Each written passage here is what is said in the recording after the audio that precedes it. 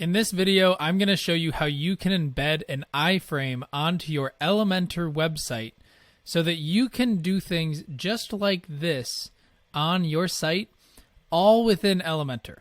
So let's just jump in and I will show you how you can put something really cool like this of all the places that I have been in the world, and it is continually updated.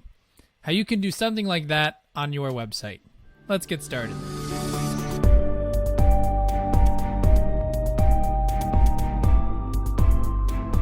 So first, what is an iFrame? Basically, it allows you to take data from another website and display it on your website. So for our purposes here, this is showing all of the places that I have been in the world, everywhere I've visited.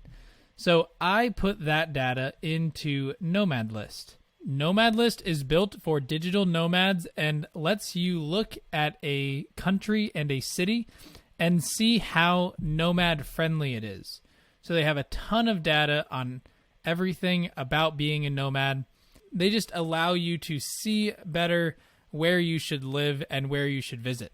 So I have logged everywhere I have lived on my Nomad account, and you can see right now I am in Ohio, but I have visited these countries in Europe. So I want to embed this onto my website. So if I scroll all the way down right here, then there's usually going to be a place that lets you embed the iFrame.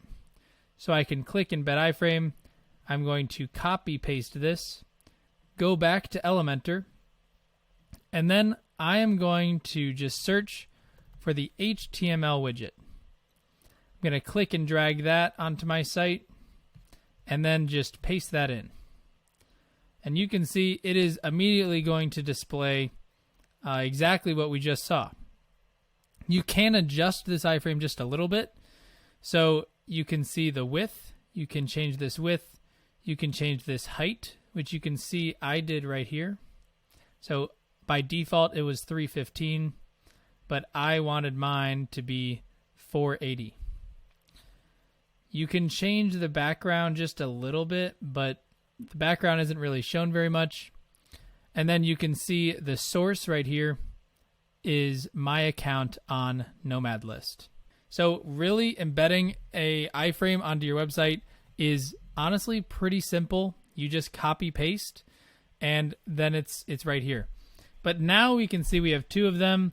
I really don't need this one, and really we can't adjust that many settings, but we can embed really cool things from other websites, all to display on one platform. At the end, just don't forget to click Update.